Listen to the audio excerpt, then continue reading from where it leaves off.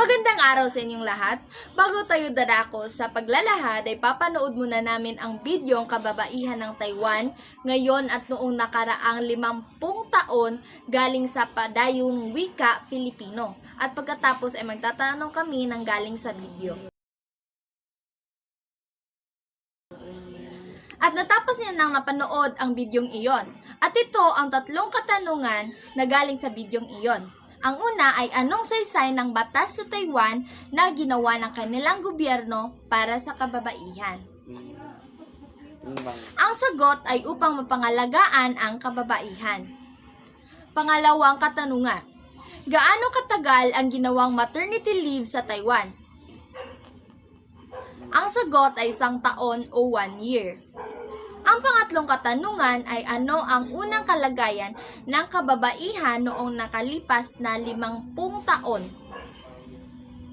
Sagot, maging housekeeper or tapusin ang gawaing bahay. Kung babalikan natin ang nakalipas, makikita natin na ang kababaihan ay madalas kinukulong sa loob ng tahanan na tila ba nawala ang kanilang pangarap. Ngunit sa paglipas ng panahon, nagbago ang ihip ng hangin. Sa ngayon, makikita natin ang mga babae sa Taiwan ay aktibo na at nakikilahok na sa mga gawain. Ang paliwanag na galing sa bidyong iyon ay ang kababaihan sa Taiwan ay madalas na nakatalaga sa gawaing bahay. Ang edukasyon sa kanila ay hindi gaanong binibigyang halaga at kung makakapasok man ay limitado lamang. Sa pagdating sa trabaho ay mababa naman ang sahod nila. Ngunit ngayon mas malawak na ang akses sa edukasyon at marami ang profesional na mga kababaihan sa Taiwan.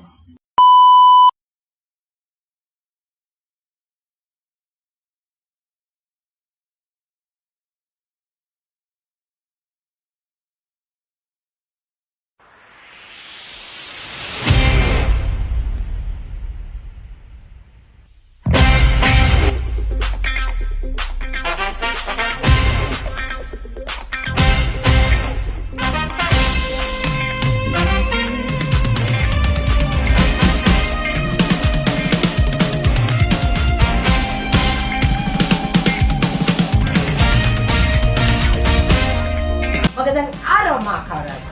Ngayon, mainit na usapan ang ating tatalakayan ngayon. Ito ay tungkol sa kalagayan ng mga kababaihan sa Taiwan noon at ngayon.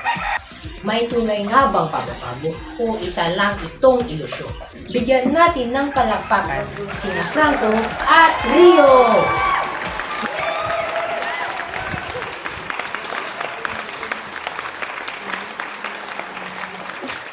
Yan ang nagdatan.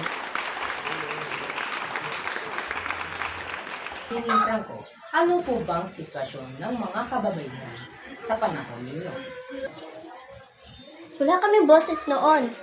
Para kaming kasambahay sa sarili naming tahanan. Ang trabaho namin ay maglaba, magluto at mag-alaga ng bata. Kahit gusto naming magdesisyon, hindi kami pwede dahil ang lalaki lamang ang may karapatan. Binibini, ano po ba ang masasabi ninyo nito? Pasensya na po, Binibini, pero hindi na ganyan ngayon. Ang mga kababaihan sa Taiwan ngayon ay may trabaho na, mas mataas ang sahod, at higit pa, mas madaming kababaihan sa kolehiyo kaysa sa mga kalalakihan. May mga batas na para sa amin, at hindi na kami ikinukulong sa bahay. Trabaho? Karapatan? Bakit hindi pa rin nagtitiwala ang kalalakihan sa babaeng lider? Ano yung sinasabi niyo nga pantay? Kung hindi naman wala sa inyo. Tama, pero mas mabuti na ito kaysa sa walang karapatan noon. Ngayon may progreso pero hindi tapos ang laban. Medyo minit ng harapan ngayon. Kung ganito pa rin pala, ibig sabihin hindi lubos ang pagbabago. Ilusyon lang ito. Hindi ito ilusyon. Ang pagbabago ay proseso at kami mismo ay patuloy na lalaban para sa ganap na pagpapantay-pantay. Narinig natin mga karapat. Noong tahimik ang mga kababaihan sa Taiwan, ikinukulong sa bahay at tinuturing walang boses. Ngayon, sila ay nakapag-aral at nagpapatuloy labanin ang kanilang karapatan. Pero bago tayo matapos, may gusto ba sa inyong magsabi? Ako, Kahit ako ay nasa nakaraan, gusto kong sabihan ang babae ngayon na huwag kalimutan ang sakripisyo na ginawa ng kababaihan noon. Wow, nakaka-inspiring. Ngayon, nalaman nyo na ang kaibahan ng kababaihan noon at ngayon. Huwag rin kalimutan ang ginawa nila para sa iyo. At dito magtatapos ang ating programa dito sa Kaharapan. Meral signing up.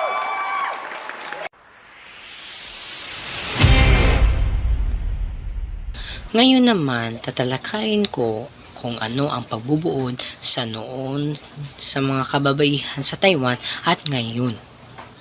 Noon, ang babae ay nakatali lamang sa bahay bilang kasambahay o housekeeper. Walang karapatang magdesisyon, mababa o walang pantay na sahod at benepisyo, mababa ang tingin sa kanila, hindi masyadong mataas ang standard sa kababaihan, halos walang babaeng nasa mataas na posisyon, walang malinaw na batas para sa karapatan ng kababaihan, at ang lalaki ang laging mas mataas. Ngayon, tatalakayin ko naman ang mga kababaihan ngayon sa Taiwan. Maaring maging profesional na leader at mataas na posisyon. May pantay na karapatan sa edukasyon, trabaho at batas. Tumaas ang sahod, may maternity leave at iba pa. Mas mataas ang pagkilala, tinanggap bilang pantay. Mataas ang standard nila sa kababaihan, dumadami na ang kababaihan sa larangan ng pamumuno at pamalaan. Unti-unting kinikilala ng lalaki ang kakayahan at karapatan ng babae.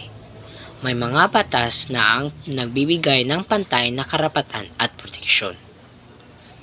Ito lamang ang lahat ng pagbubuod sa noon at ngayon sa mga kababaihan sa Taiwan. Hanggang sa muli. Ang aral na iyong makukuha dito na ay ang kababaihan ay may kakayahan at karapatang makamit ang pantay na pagtingin sa lipunan. Hindi dapat limitado ang kanilang gampanin sa bahay lamang, kundi dapat silang bigyan ng pantay na oportunidad sa edukasyon, trabaho at pamumuno. Ipinapakita ng Taiwan na nasa pamamagitan ng pag-aaral, pagpupusige at tamang batas, nagbabago ang kalagayan ng kababaihan tungo sa pagkakapantay-pantay.